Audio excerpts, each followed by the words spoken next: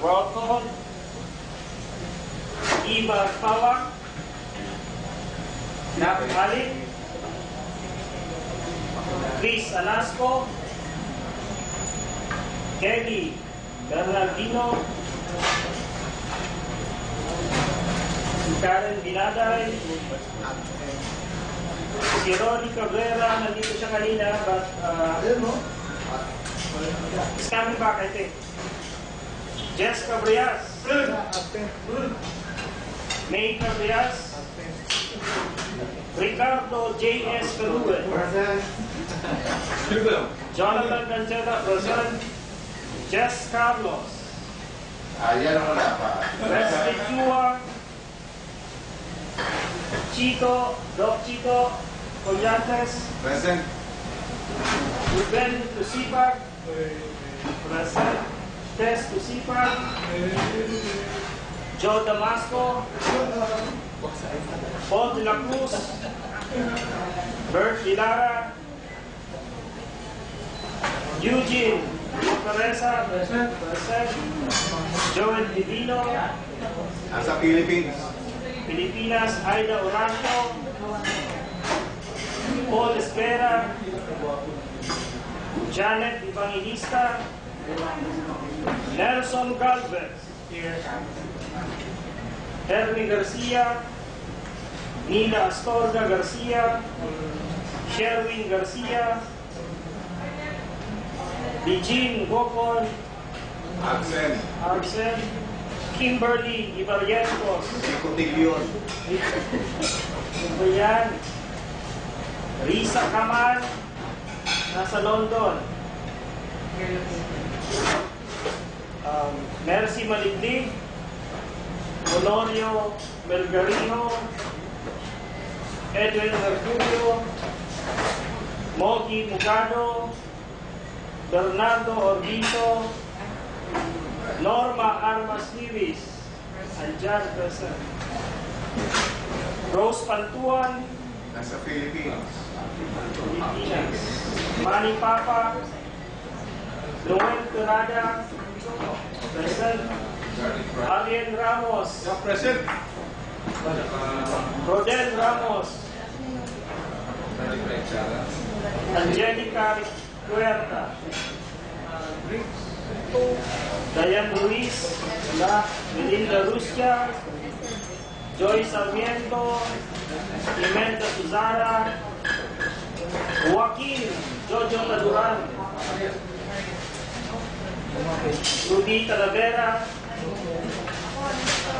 Rose Tiham, Marlo Tiro, Larry Torres, Carlos Unas, Georgie Wong, Fred Yusor,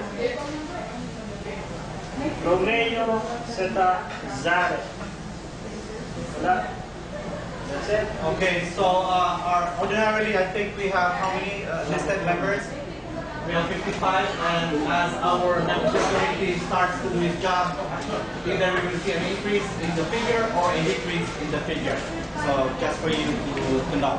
At this point in time, the chair would like to call for a motion to approve the agenda as circulated. Motion? Approved. Are you moving yet? I'm moving. So moved by Jan, seconded by Nelson. Any discussion? If there is an objection, the agenda as circulated is approved. I'll come out to my president's time. I'll be very brief. Unang-una, maraming salamat sa inyong lahat sa pagdalo sa ating parawan ng meeting ng buong membership. I'm looking forward to the next few meetings and events. There will be more of our members attending. Pangalawa, gusto ko lang paalala ulit sa inyo. Meron na tayong constitutional bylaws, pinaghirapan po ito ng ating mga constitutional amendments committee. So make sure that from time to time, make sure that you find time to actually go over the constitutional bylaws. And those who didn't get their copy, please approach Jonathan here, the secretary.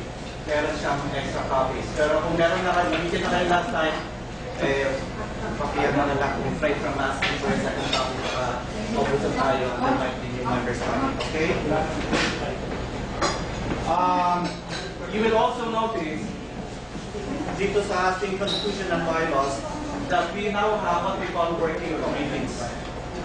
Okay, I would like to mention those working committees. And the reason why I'm mentioning the working committees is because, or the standing committees is because at the end of this meeting, I want everybody to please, all members to please sign up with a specific working or standing committee. There are two major committees that we really need, or three at a time. We need more bodies, okay? So ang isa sa pinakaunang standing committee ay ang audit committee. I'm very pleased to inform the body. I was pleasantly surprised myself to find out that our own director for audit, Eugene here, happens to be an accountant. So anyway, mamaya ibabasahin ng ating Vice President ang mga plans of action natin relative to the responsibilities of the different standing committees. The second committee, which is going to be a very important and admittedly might be a little controversial, atin na lang yan, ay ang membership committee. Okay?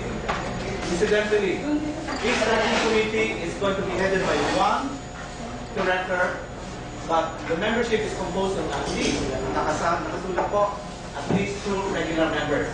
Doesn't mean we will limit ourselves or the committee membership to only 2 regular members. It can actually expand, depending on the nature of the committee. So membership committee, automatic na riyan ang treasurer at ang secretary. Okay? Ang chairman ng ating membership committee ay ang ating treasurer member na walang iba kundi si Director Jessica Diaz. The next committee, which is possibly one of the easiest to sign up for, kasi social lang to, would be the Social and Special Events Committee, which is headed by Director Eva here, Eva Kawa. And as a matter of fact, this is her first event setting up and arranging for our meeting in this particular venue. Good choice, good food. We will learn more about the work of the Social and Special Events Committee when will be our Vice President will go through the plan of action. The next standing committee is Constitution and Bylaws, Appointments and Elections Committee. Ito magiging active lang ito every 2 years kasi tuwing may election, this is at the end of our term, at the end of 2 years. Unless of course there's a drastic move to amend the Constitution and Bylaws, then this is the committee to sign up for. The other big committee, and unfortunately the director is not present tonight to give our indulgence. Director Jess Carlos, he heads the Education and Training Committee. This is another very important, and personally I am going to be a set project in administration. Itong Education and Training Committee, dito kailangan maraming tao. Okay? So, having said that, again, as I said, we will circulate, Mr. Secretary should make sure that we circulate a sign-up sheet. At the end of the meeting or before we disperse tonight, everybody should sign up for a specific committee, okay?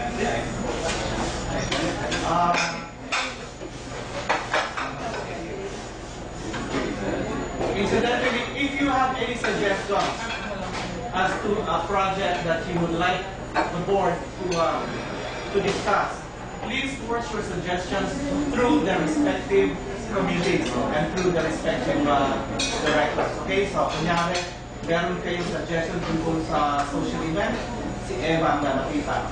Mag-email kayo kay Eva. I suppose everybody has access to everybody's suggestions. Kung tungkol naman sa membership, may mga puna kayo, whatever, of course, you email Jessica Diaz here, Constitution and Bylaws, and so on and so forth. Education and Training, si Jessica. Number 4. What are the special projects? Ano yan? Mga special projects activities? Yun na nga, if you have something like that, Saan kami lalapit? kung hindi nyo mailagay sa specific, sa tingin nyo ng category, maybe you can just direct it to me for the time being and then take it up. I request that you send us to mga committee chairman Okay. sa email. Yeah, sure. Yeah, thank you for bringing that up. Fourth item in my president's time, Communications protocol. We've had some issues related to the use of our email group, ating Google group. There is already a policy manual that is being reviewed at this point in time. As soon as we are able to sit down and really think over it, we will disseminate the information policy, and I will call for another general membership meeting because I feel this is such a sensitive matter that it will require a general membership to approve the policy. Okay? Fifth item in my report, the IDs, there has been some comment raised as to the costing of the IDs. I'm very pleased to report to you, dear members, that the IDs will cost only $5. And the reason being is going to be subsidized. Maganda po ang ID, pinakirapan ng ating artist, resident artist, ni Rolly Cabrera na respond natin. So this is the ID. Mas maganda pa ang ating plastic. Kasi it's better, I think, than laminating it. Kasi at least kung meron kayo mga ID gustong gamitin, pwede palitan. Every year, palitan namin yung loob. Pero hindi sa labas, magagamit pa. Okay, so I understand that later our photographer, Larry, will be happy to take pictures for the IDs. Tama ba yun, Larry? Diba? Gary, pwede ito. Yeah. Okay, so think about it. When there is lunch after the meeting, that's when we will do it, okay? Thank you. And finally, as a main item under President's time, I'm very pleased to tell the general membership that the board in fact met 2 Saturdays ago to some sort of come up with a general plan of action. Kasi sinabi ko nga sa board na gusto sana mangyari during this particular term, we will manage the club, the organization, according to some basic principles of management by objectives. In other words, gusto sana namin na kung maaari na lalunin na ang isang buong taon so that people will have an idea as to what to look forward to. And then at the end of that year, it is also our way of measuring our success or failure. But kung sinabi namin sa social events committee, magkakaroon ng isang barbecue in the summer, 3 pasayaw, so, tapos isa lang ang naisagawa, tatanong tayo ano nangyari. Okay? So,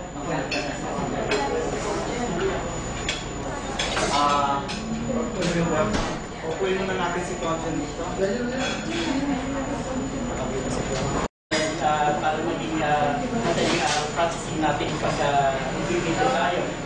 Bali, ang balance pa natin ito sa CIBC is 2,980 to 90,000. Bali, yung the rest na na-click namin dito sa last year, so yung last year, pati yung membership na $300 and then 150. So total ko lahat dito yung 592.85.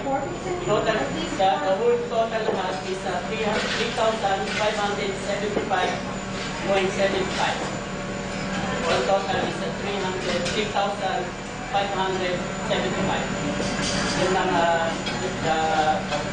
the rest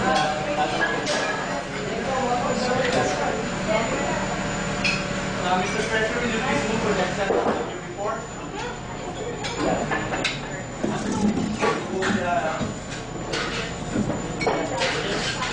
The Treasurer has moved for the acceptance of his report. And second? Seconded by Ruby. Unless there's any further, do you have any questions on the Treasurer's report? There being none, thank you for your report, Mr. Treasurer, and you may accept it. Next item on the agenda, new business. May I now present to you our very active Vice President, Rubita Rivera, for a brief overview of the 2012-2013 General Plan of Action. Because I'm here. Okay, the board in its planning session 2 weeks ago came up with different tasks and different timelines. So I'm going to start with the committee that's headed by you. That's the budget committee. some systems and procedures sa PPCO. And we would like to do that from August up to April. Okay, and one of the things that we're looking at is best practices in handling financial transactions. The next committee, the bigger one that's headed by one of our more, sasabihin ba si Senior kasama.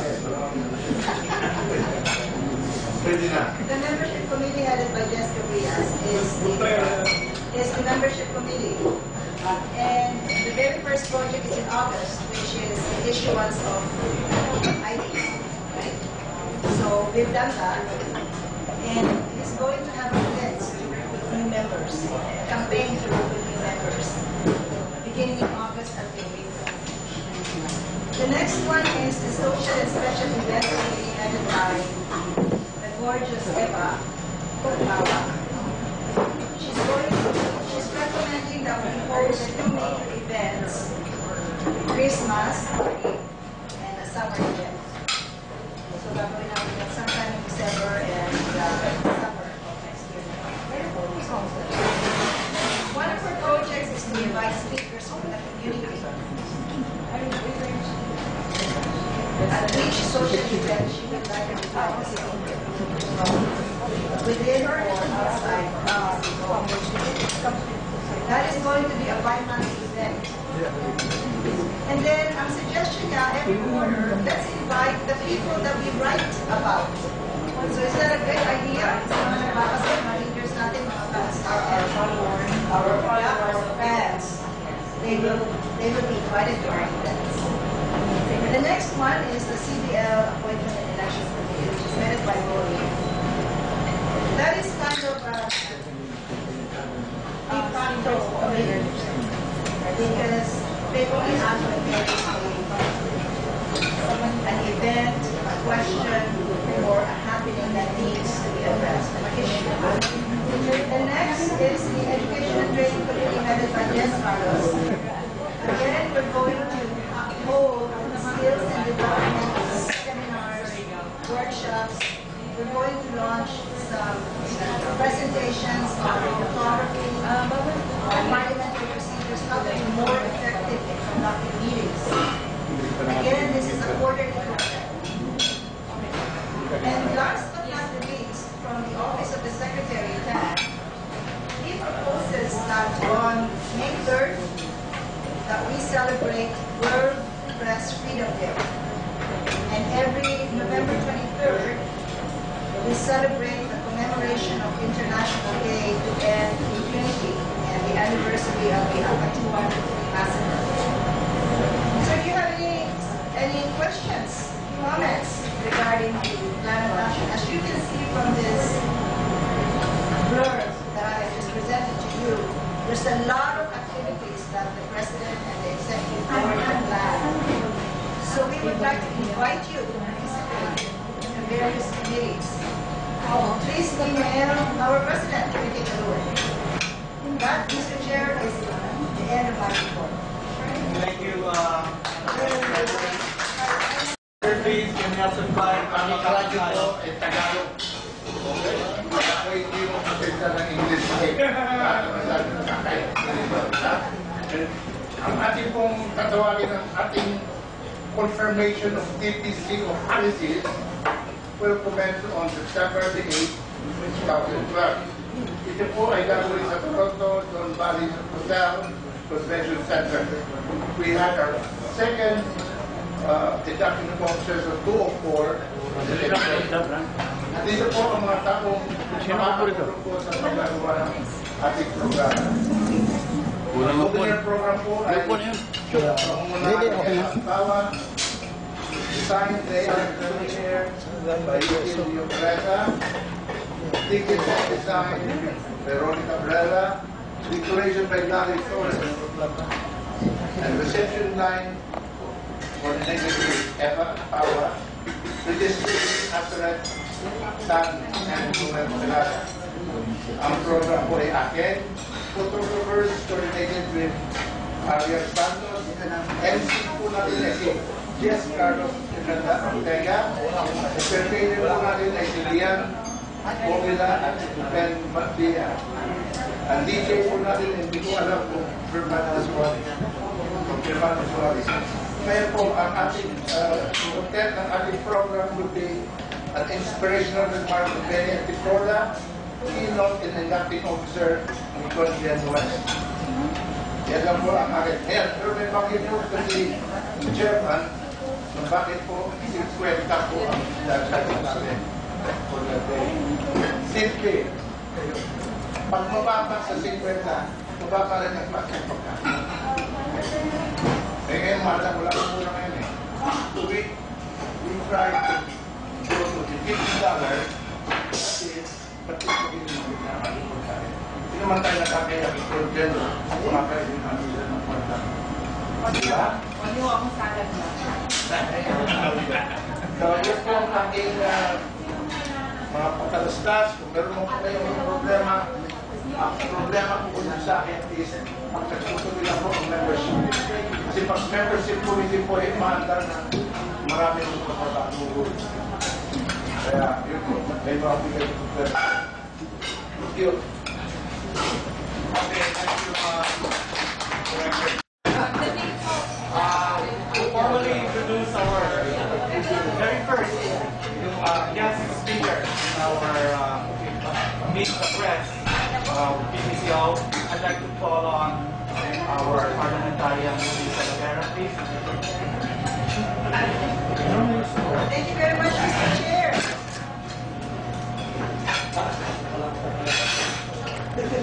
How many of you, just a show of hands, how many of you speak step 1? Oh, great.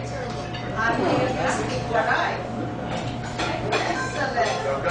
How many of you speak Ilonggo? Great. Surigano? Meron ba na? Okay, well, in addition to those dialects, our guest speaker also speaks French.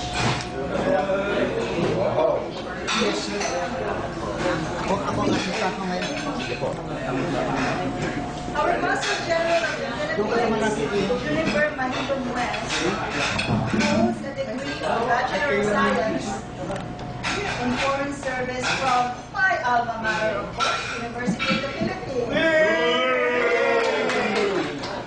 Kaya lang mas baka siya sa akin. Yay! 1980 siya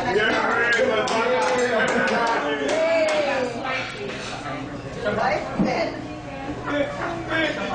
she also had courses in Masters of Arts in Asian Studies. Some of her assignments abroad have been Philippine mission to the United Nations and other international organizations in Geneva. She also served at the Philippine Embassy in Paris.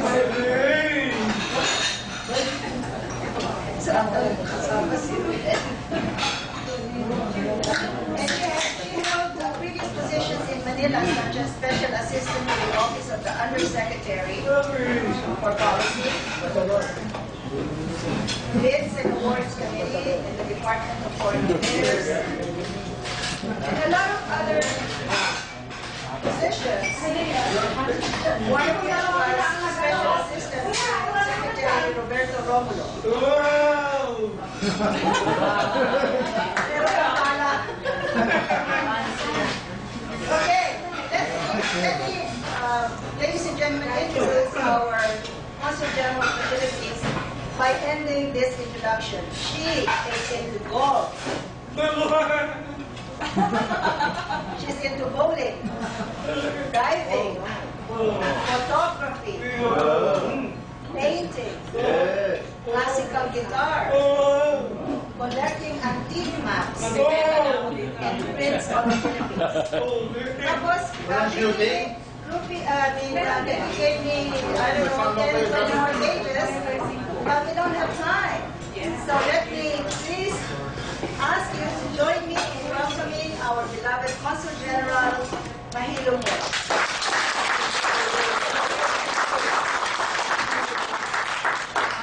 Mr. President, bilang Vice President, lahat po ng mga officers and members of the BPCO, magandang gabi sa inyo lahat. Mayong gabi sa inyo lahat. We're very happy to be with you tonight. Kasama ko si Labat, Luna. Si Ma'am Molly. Kasi nung papunta ko kami dito, we were trying to anticipate kung ano magiging discussion natin. Parang makapag-prepare naman po. Sabi ni Labat, nandun lang sa mga last grill kasi kayo. So sabi ko sa kanya, kung meron ka akong question, ipasa ka na lang.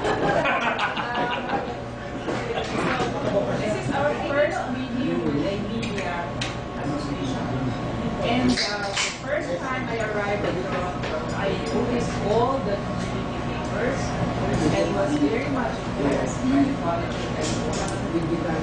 I understand we are invited to the induction September 8th. Ano oras ito?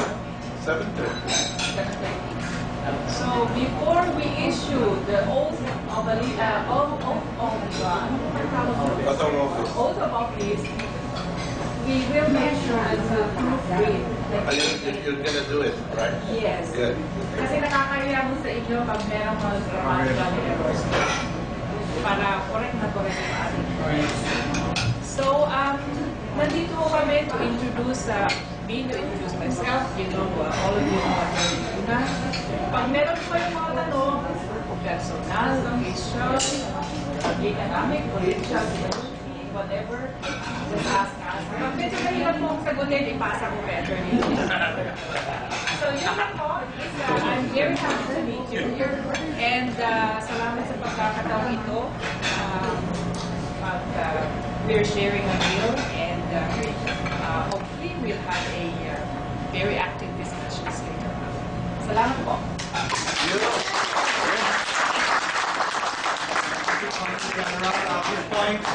In case we have questions, of course it's expected being a press club.